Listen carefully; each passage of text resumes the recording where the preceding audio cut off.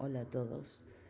Yo voy a hablar del diagnóstico de la enfermedad de von Willebrand en vista de las guías publicadas en 2021 en consenso acerca del diagnóstico de la enfermedad eh, y generadas por la Federación Mundial de la Hemofilia, la Sociedad Internacional de Hemostasis y Trombosis y la Sociedad Americana de Hematología. Estos son mis conflictos de interés. El diagnóstico de la enfermedad de von Willebrand se basa en tres pilares fundamentales. Por un lado, la historia personal de síntomas hemorrágicos, junto a la historia familiar de estos síntomas o de diagnóstico, en presencia de un laboratorio que demuestre niveles reducidos o una actividad anormal del factor von Willebrand. Históricamente ha habido grandes dificultades en el diagnóstico, sobre todo de las formas más leves, y otros problemas generados por los nuevos desarrollos de laboratorio, que han llevado a generar estas guías de consenso para el diagnóstico de la enfermedad que fueron publicadas en 2021. Los síntomas son básicamente cutáneos mucosos y síntomas generados por desafíos hemostáticos como las extracciones dentarias o cirugías o la hemorragia posparto. Claramente desde la descripción original se ha reconocido que las mujeres son susceptibles a tener más síntomas que los varones debido a los desafíos hemostáticos que deben enfrentar durante su vida reproductiva en relación con la ovulación, con la menstruación y con el parto y el embarazo. Cuantificar los síntomas de sangrados de una manera objetiva ha sido históricamente difícil.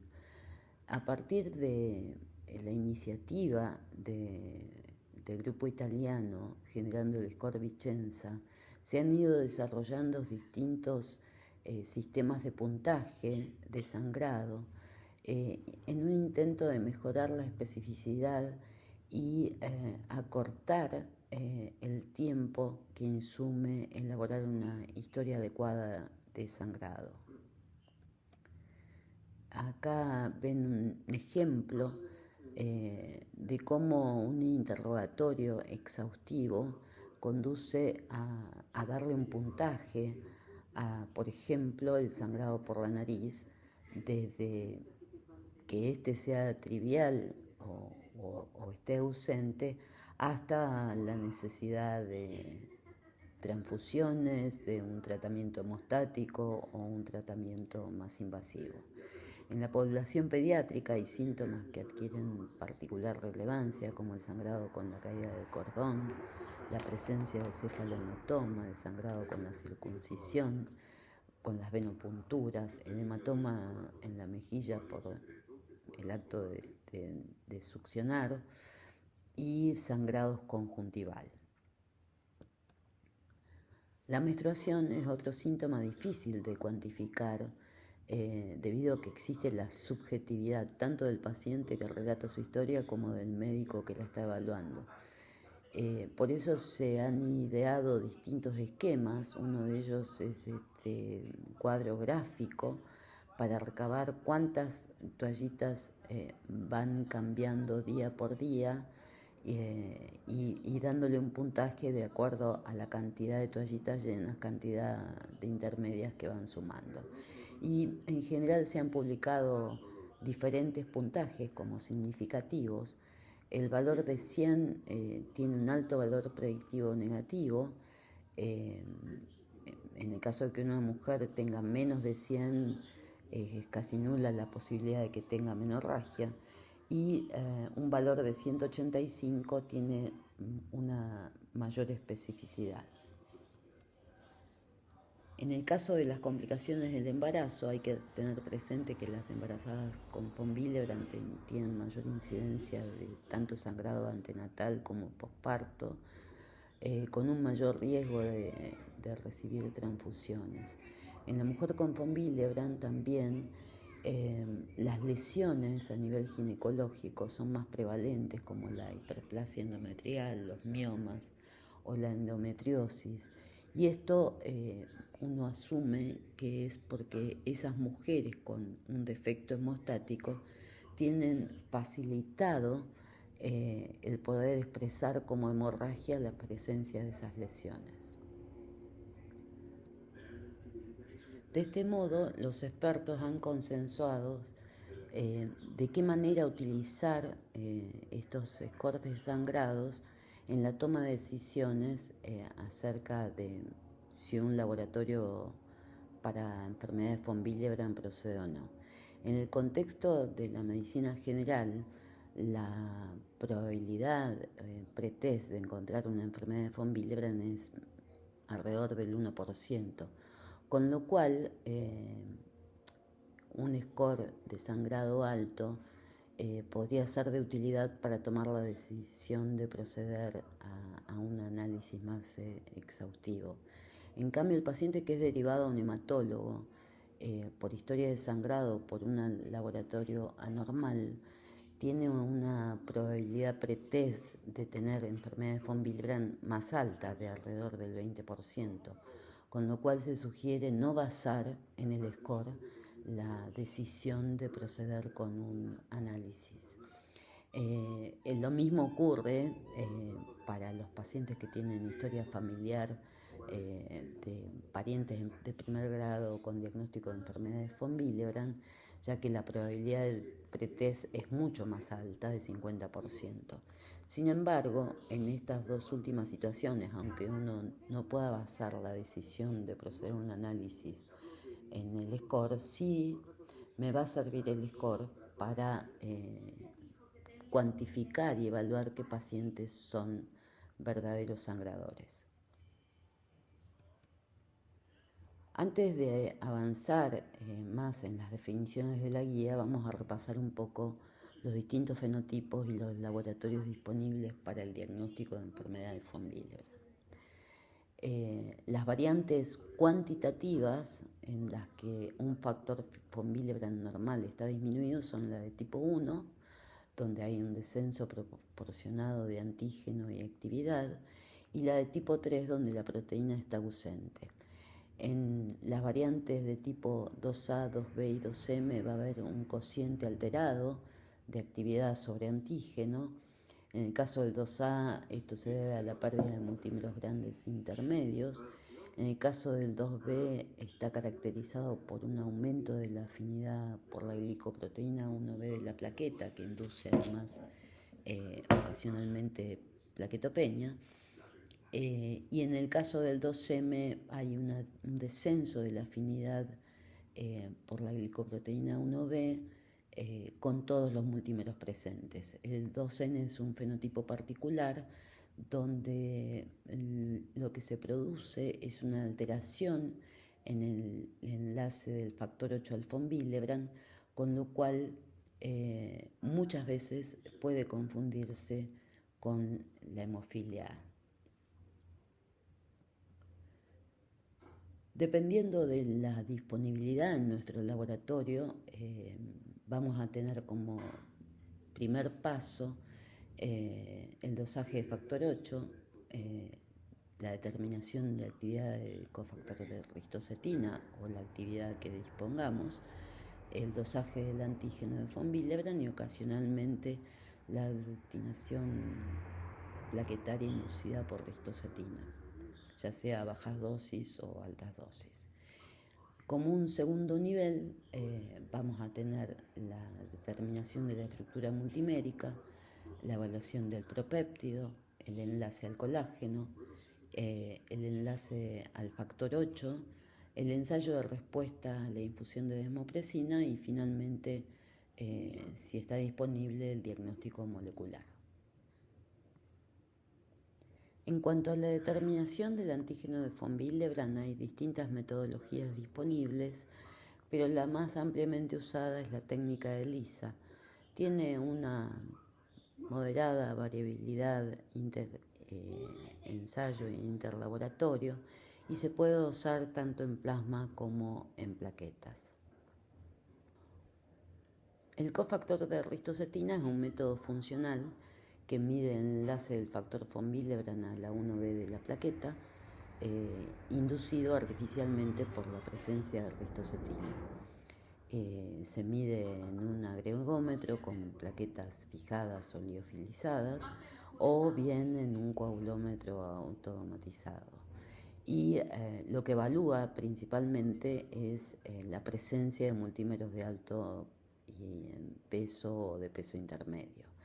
El problema que tiene el cofactor de ristocetina es la alta variabilidad interensayo e interlaboratorio, y que por debajo de 20% los resultados no son consistentes. Pero, sin embargo, estamos hablando de 20%, que es un diagnóstico bastante contundente para identificar la mayoría de los pacientes, excepto la variante 2N, donde el antígeno y el cofactor habitualmente son normales. Otros métodos para medir la actividad han sido desarrollados. El Activity mide el enlace del dominio A1 del von Willebrand a un monoclonal. Se pueden perder con esta metodología algunas variantes del 2M. La GP1BM, que es el enlace espontáneo del von Willebrand a un fragmento de la glicoproteína 1B mutado que tiene ganancia de función, y la glicoproteína 1B recombinante, que es un fragmento que se une al von Willebrand dependiente de la ristocetina. El RIPA, que es la aglutinación plaquetaria inducida por la ristocetina, se puede usar con dos sentidos. A altas concentraciones me indicará como 1,2 o 2, me indicará, en caso de que esté disminuida, la severa disminución de la actividad del von Willebrand. Las bajas dosis de ristocetina me ayudarán a detectar los casos de hiperrespuesta, como la presente en el tipo 2B o en el von Willebrand tipo plaquetario. En el paciente normal, el RIPA es negativo con bajas concentraciones, pero en el paciente que tiene alta afinidad me va a dar una agregación positiva como la que se ve en el cuadro abajo a la derecha.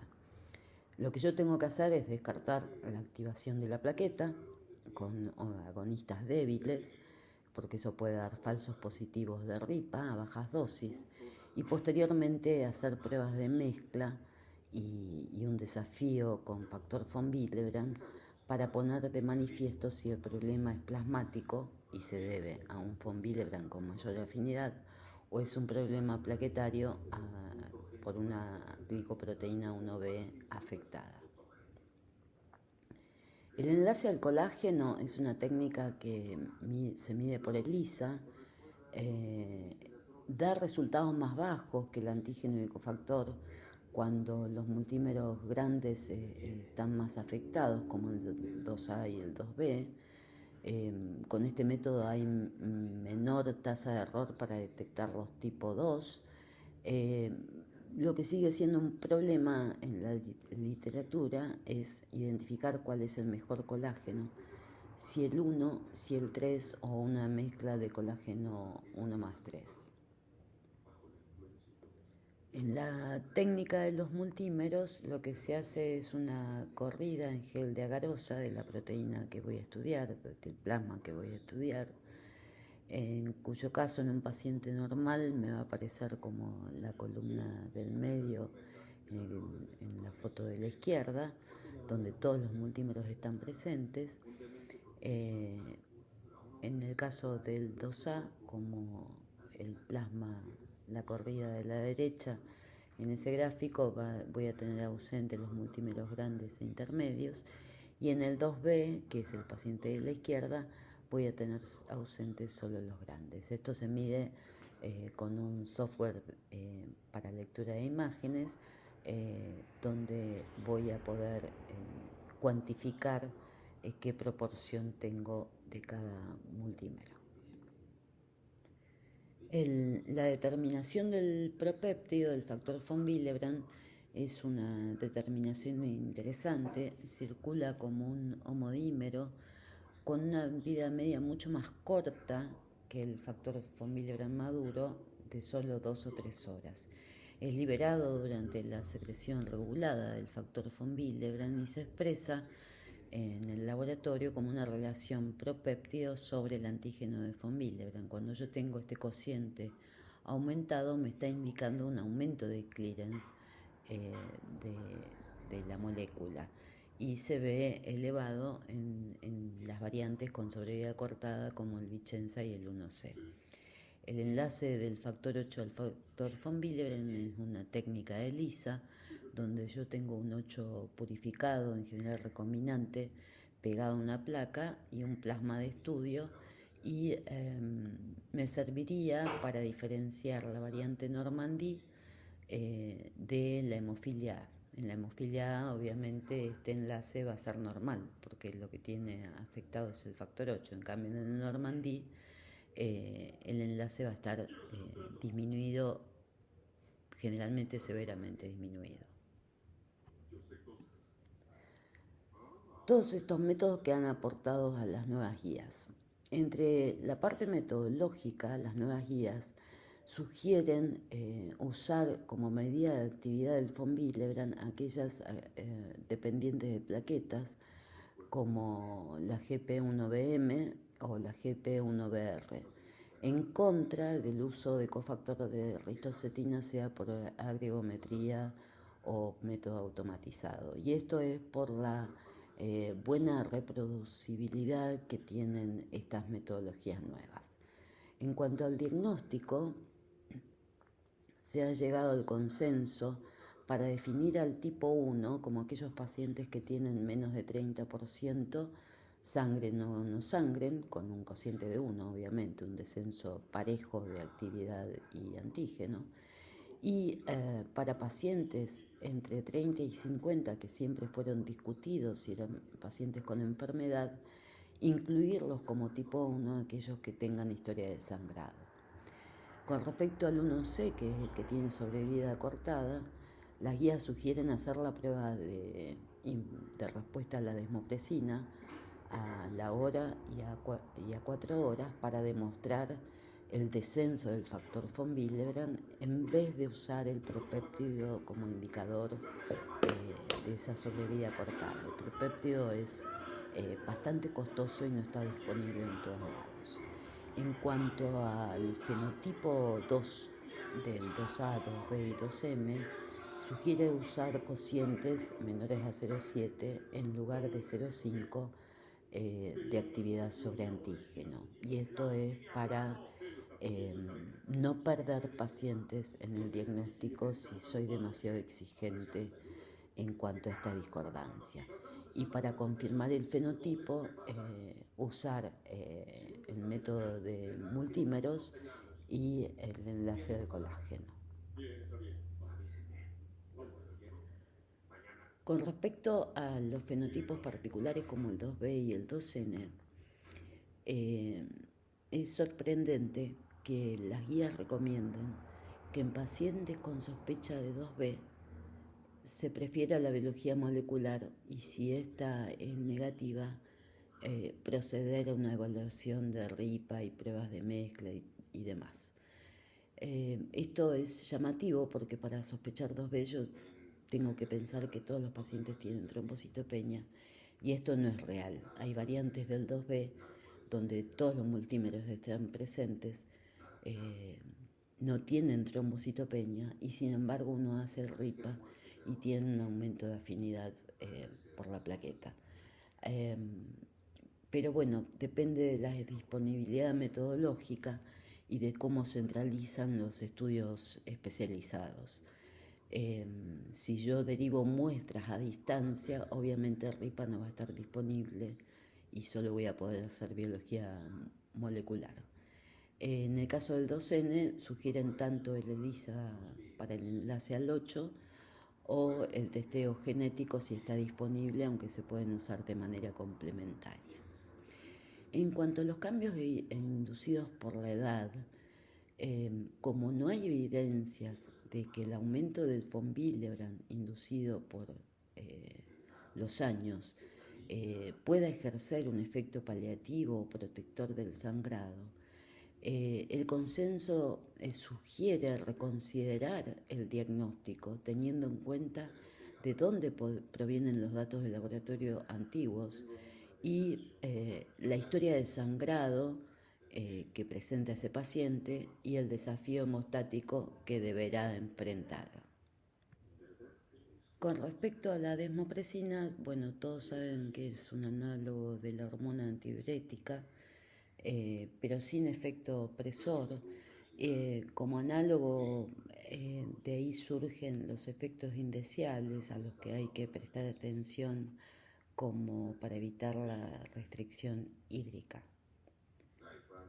La desmopresina es importante en el diagnóstico, no solamente sirve para evaluar la respuesta hemostática, sino que también, como establecieron las guías, demuestra si la sobrevida está cortada, con una caída de 30% más luego de un aumento.